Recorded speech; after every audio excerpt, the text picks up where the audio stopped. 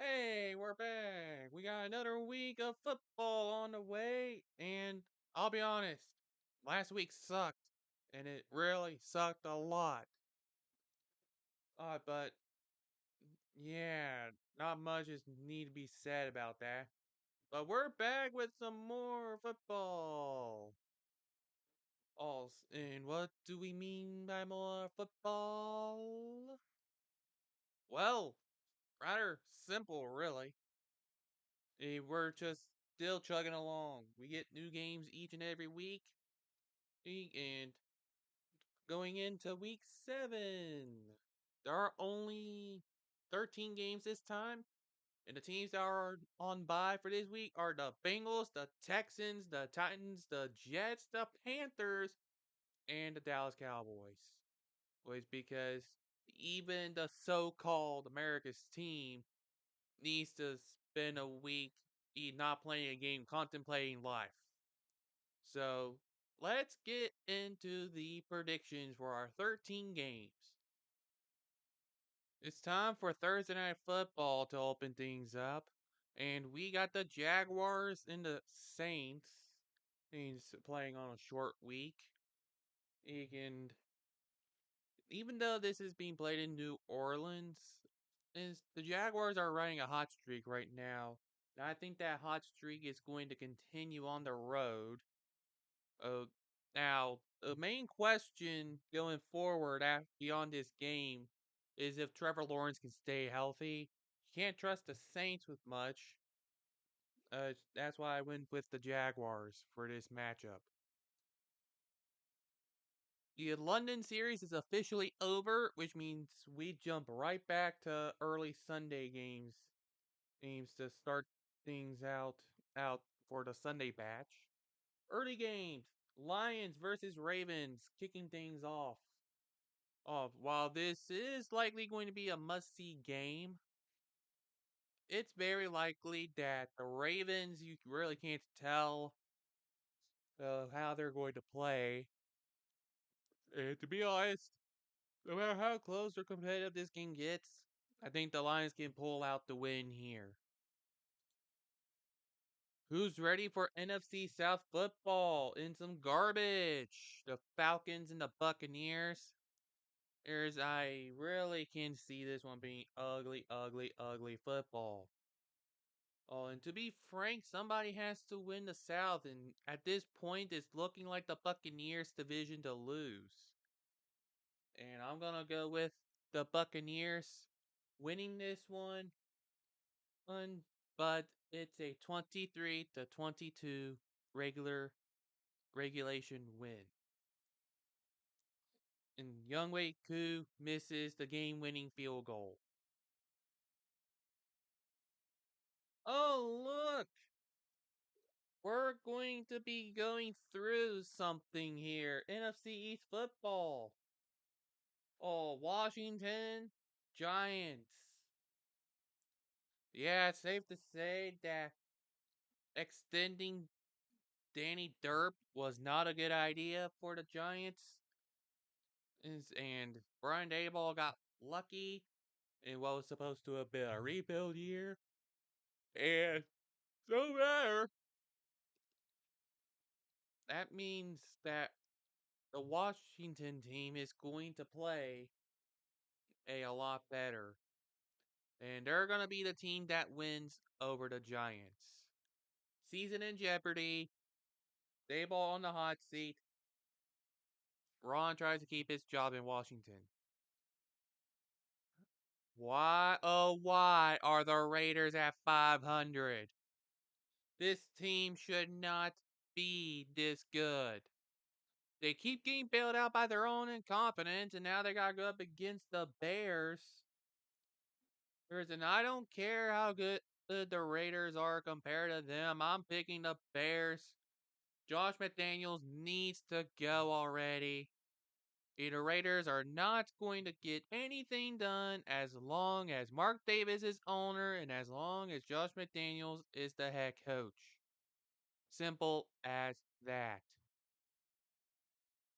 How about a much more cut and dry case is where I can actually not be as biased. Is the Bills going to New England to face the Patriots? Say all you want, Patriots, but it's simply the end of an era for you. Everybody's hit the mute button on you because they know what they're going to hear out of you. You've dominated this league for 2 decades. It's time to finally get back in line with the rest of the teams. Buffalo Bills will once again reassert themselves as that new guard. And to close out the early Sunday batch is the Browns visiting the Colts. There's a lot of question marks going on about Deshaun Watson for the Browns, but it's actually a bit worse for the Colts since their rookie quarterback, Anthony Richardson, despite playing well, may actually be done for the year if he's not already. Because he's strongly considering that shoulder injury, which is not what you want from a quarterback in his first year. But that's just the nature of things, of rushing your quarterback out early without an offensive line. Gardner Minshew is not a bad backup, uh, but he's not going to help you win that many games, unfortunately. And while PJ Walker is the same way for the Browns, and he's still able to play well. Well, and he's in a better situation than before. Or so I think the Browns are going to end up using the talent they have to win against the Colts. Just because they also don't like Jim Irsay. Moving on to the late batch, we have the Steelers visiting the Rams. Rams. Yes, there are more people behind the Rams than the Chargers. That's no excuse of yes, the Rams are doing better than where they were before. No guarantee that's going to get them into the playoffs. And remember, the Steelers have been known for getting bailed out now time and time again. And that reason of BS, well, I know I try to avoid saying it, but you know what I mean. I mean, it's because of stuff like that that is going to lead to the Steelers somehow winning this game. As long as this doesn't become trap. Cardinals going up against the Broncos. To be frank, I mean, the Cardinals really should be focused on their tanking right now. They're playing better than expected under guys like Josh Dobb. Oh, I'll give them that. But that doesn't change anything about their situation. And the Seahawks still have something left in the tank. And with this being in Seattle, yeah, the Seahawks are going to win this game. Oh, who saw this coming as a toilet bowl? The Packers and the Broncos. Let's be honest here. Teams tend to struggle when they are in their first year with a new quarterback. So, for the Packers, at least that's why they're under 500 at this point. But for the Broncos, you fixed Russell Wilson, but at the cost of needing to fix everything else. They're already on a fire sale, which is not what you want from a team expected to go places. Apparently, there's rumors now that Deion Sanders may be going through the interview process of getting a head coaching job for the Broncos as soon as that opening happens. This early? I have no idea what is wrong with this team. So the Packers are going to end up winning this game. As for our final game of the late stretch, it's the Chargers versus the Chiefs. And yeah, I think the records speak for themselves.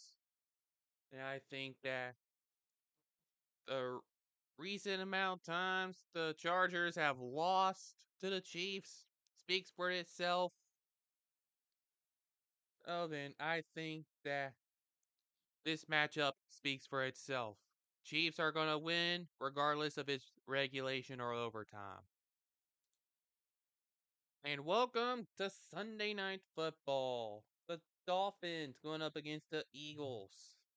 The Dolphins are playing better football than they were last year. Yes, they beat up on some easy teams, but at the same time,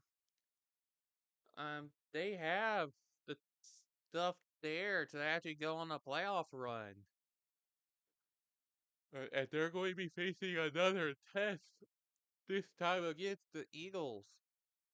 This could be an offensive shootout of a game. This could be also be the case where the Eagles start collapsing. It could be when the Dolphins start collapsing. Nobody knows. It's and as much as I would like to pick my Eagles, it's kind of hard for me to figure out how these two teams are going to start projecting towards or it's after this matchup.